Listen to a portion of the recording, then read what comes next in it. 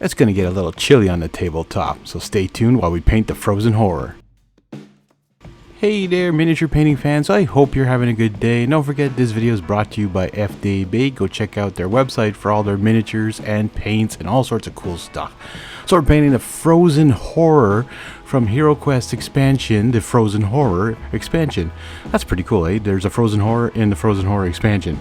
Now, he was primed with the Ice Charm by Instant, what is it called? Scale 75 Instant Color Primer. It is an air primer, but you can also paint it on if you want. So you can see he doesn't have, it wasn't very white or whatever. And what I did is I did a dry brush of white over that as well, just to really make the highlights pop. And we're gonna be painting this guy entirely out of speed paints. Well, actually not entirely, there are some other little extras in here as well. This is a big miniature. It does take a long time to paint him, so take your time. Don't forget, I speed this up 4 times, and this isn't including priming and prepping and dry brushing and in between stuff, drying and all that too, sometimes waiting for that to dry.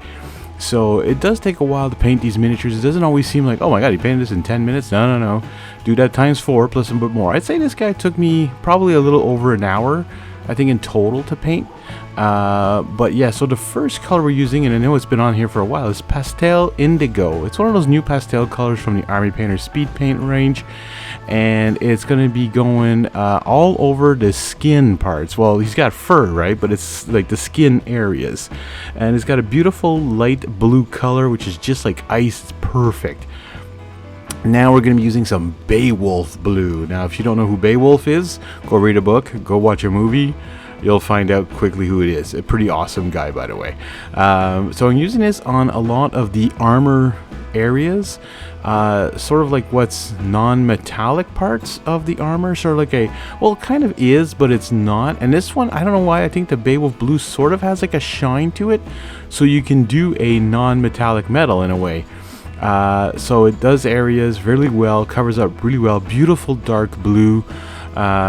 And so technically you're going to be seeing a lot of the blues on this miniature today, which is kind of cool because people have been asking, oh, how do the blues work? And, you know, I've been doing will it blue, or will it red, will it flesh, will it skeleton, will it orc skin? Well, this could be a will it blue, but no, I'll eventually do a nice, find some miniatures I can test all the blues on.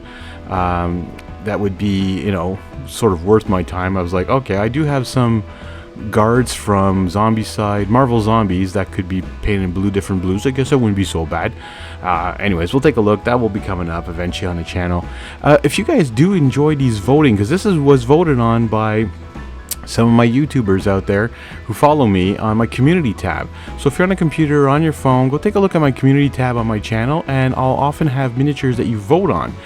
I'm just trying to figure out if I want to keep the ones that didn't get voted up, like to whoever's going to get on video, to make a video anyways eventually, or just keep putting them up there and people will eventually vote for them, hopefully. If not, I have the recordings, I'm all good to go. The Frozen Horror came out ahead, so that's why this one's going up first. But if you guys enjoy those votings, please comment down below, tell me, yeah, we enjoy the voting, we love this stuff. And I'm here for you guys. This is why I paint these miniatures. It's to show you guys some techniques and have some fun with it and all sorts of cool stuff like that. Again, this miniature was amazing. Battleship Gray. This color is super light, super watered down. It almost matches the skin color. Almost, not much, but it's very close. It's actually closer to the primer I had on there. So if I hadn't, as you can see, like I'm putting it on top of this, and I have to put it on a little bit thicker just to be able to cover up all the little fur parts that are sticking out either of the armor or around his wrists. So this is what I'm using this part for as well, just to get everything nicely coated. It gives a nice little, I don't know, like a gray hint to it, but you can see I'm going to do a finishing touch to it. So I'm starting to enjoy doing highlights more than I used to, because one, speed paints helps you get through your painting fast, and air paints are so watered down that they're the perfect consistency for highlighting.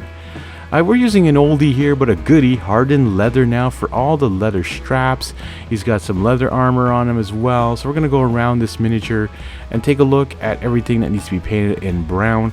And it's also going to give a little bit of a contrast to all the blues on here, because there is a lot of blue, but I mean, it just ends up looking just amazing.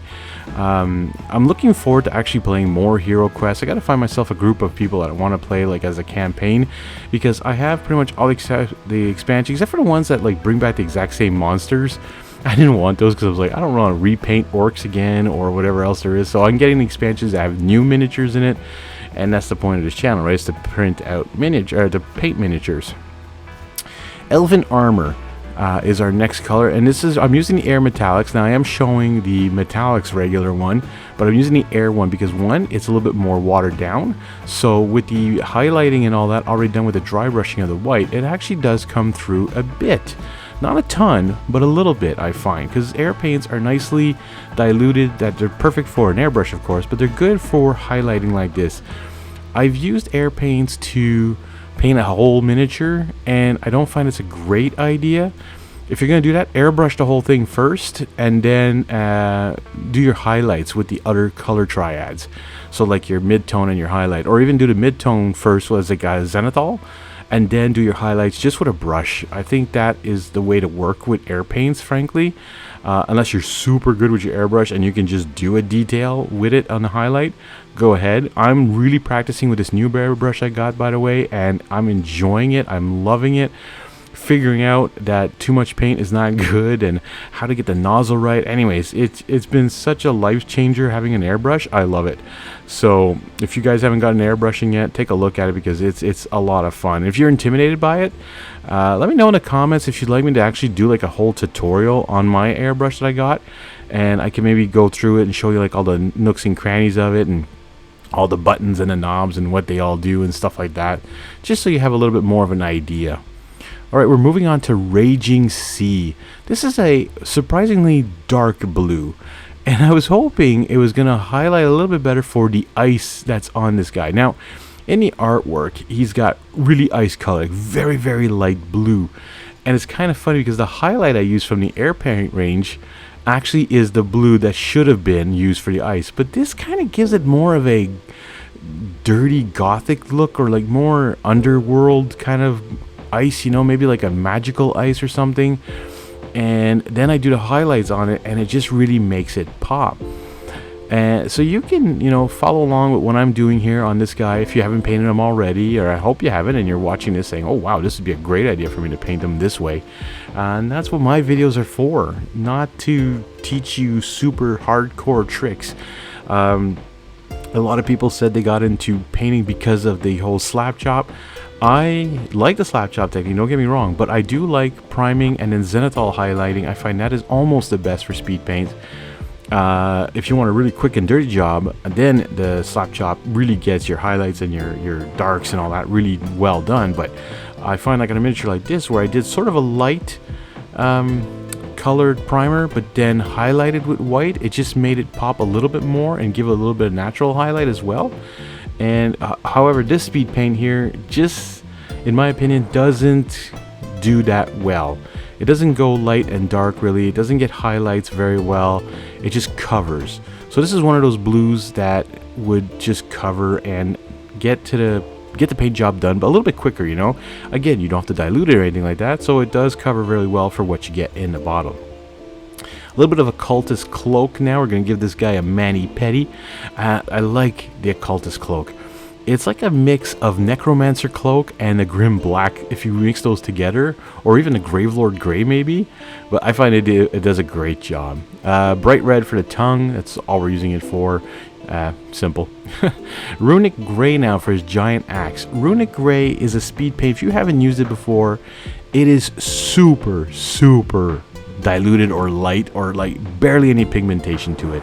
If you're looking to make jeans, this is great, but you have to make sure you're on white, because on this here you barely see it. It just like shadows pretty much the weapon. It doesn't do much more than that. It doesn't give much more of a color. And then I'm using the polished silver speed paint, where the edge of the blade is in between some of that ice. It's going to give it a shine, so it almost looks like as if the blade itself is made of ice kind of thing. So I find that kind of cool, and it mixes in really well. You don't barely see it, and it just gives it a nice shine. Azure magic for his eyes to make those pop. Weapon bronze. Now this is another long part of the miniatures to get all these little bolts or screws or whatever, or little picks or whatever, all over the armor, the belts, all sorts of areas on this miniature that you're gonna want to try and get some of this weapon bronze on. This, by the way, is not a speed paint, it's not an air paint, it's an actual metallics paint. I don't think there's some similar in this, but you don't want to use a speed paint on little areas. And I learned that on another miniature I painted recently, where I used some air paint on a very tiny area and it kind of splashed everywhere. You might see that show up in an upcoming video, but if you vote for it, or if I feel like just posting it because I might want to. I don't know if you guys want to see some more HeroQuest stuff. If you do, hit the like button, man. I would love to see another one of my videos. I've only had a couple hit 100 likes. So smash that like button, folks. Come on. I know you like these videos. I don't know if you like hearing me talk for 12 minutes because it is long, but I like talking this long, and I love talking about my hobby because this is a hobby that is something that you get into because you want to. You don't get into painting miniatures because you have to. If you have an army sitting at home and it's gray and you just don't feel like painting it, you don't have to paint it. But I hope that me showing you that these techniques are super easy, that you can paint anything. Alright, this is where I'm going to highlight all the ice with Ionic Blue from the Air Paints range. This is actually a highlight, I believe. It is a highlight, so it's the top one, or is it the mid one? I think it might even be the mid one. Anywho, I can't tell on the bottle right there that's showing up. Anyways, so as you can see, I'm just dabbing this on top of it, and what's cool is that because it's so diluted, it kind of melts into the paint that's underneath it, so it kind of meshes in, and when it dries, you still see sort of the outer undercoating come through, which is really cool. And that's another good thing about air paints. If you're using an airbrush, if you barely press your nozzle back, you're just going to get a nice little spray that's going to keep your highlights. And I think air paints, I don't know where they were, but I just love them. I mean, I don't know why I didn't use them before. I was intimidated by airbrushing, and I decided to get into it and try it, and wow, I'll never go back now. But I mean, I love painting by hand too. As you can see now, I'm using some Yeti white on like the fur parts of this guy. So as you can see where I put that battleship gray, it pretty much like just merged into the skin color. So by doing these highlights, it like makes it pop even more and just brings this miniature to a whole new level. So yes, it takes a little bit longer for the miniature to do this, but I find with the air paints, you just grab a little brush and just dab it here and there. You don't have to be super perfect with it. You don't have to edge highlight if you don't want to. Just go around and get where you think the light's hitting most and where you want those colors to pop. Like, look at that beard now, it's just popping, looking amazing. And there you have it, folks. The Frozen Horror is painted, ready for the table, ready for HeroQuest, ready for any tabletop game, even for D&D if you want to have it there. Anyways, I hope you enjoyed these videos, guys. If you're new to the channel, hit that subscribe button, please, and hit that like button. And I'll thank you all for watching, and we'll see you all in the next one.